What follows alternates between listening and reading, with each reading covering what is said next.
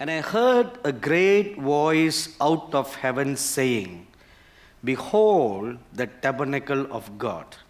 So when I came there, I just stopped and I looked. Tabernacle of God. So I underlined the word tabernacle of God.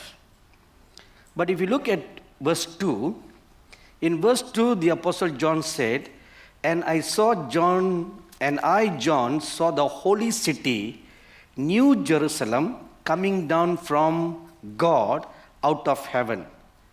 But in verse 3, he says, "Behold, the tabernacle of God."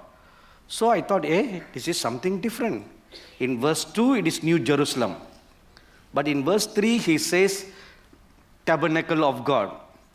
So I thought this is something different. So I underlined the word tabernacle of God. And then I continued reading. "Is with men, and he will dwell with them." It's New Jerusalem is coming down. And then the tabernacle of God is with men, and he will dwell with them. So I underline the word, he will dwell with them. And they shall be his people. So they shall be his people. I underline the word, they shall be his people. And God himself shall be with them. And God shall be with them. Be with them. So I underline, be with them. And be their God. So I read this over and over and over again. Tabernacle of God. What is this tabernacle of God? Then suddenly, an illumination came to me. This is the exact thing that God told the prophet Moses in Exodus chapter 25 verse 8. "Make me a sanctuary." And the Hebrew word for sanctuary is tabernacle. So make me a tabernacle. For what purpose? That I may dwell among you. So now I connected to Revelation 21:3 to Exodus 25:8. I connected the two. When I connected the two, I have now two scriptures, and I began to juggle them and meditate them. What is the relationship between what is written in Exodus versus what is the future? One is the past, another is the future.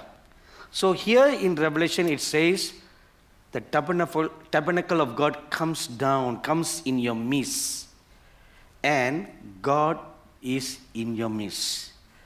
And in Exodus, God told the prophet Moses, "Make me a tabernacle that I may dwell among you."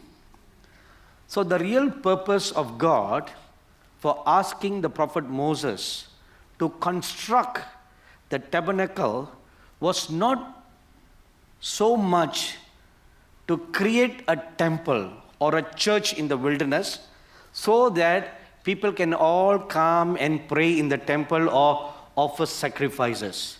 The real purpose was that I may dwell among you. Dwelling among you is the same as dwelling with you. Be with you.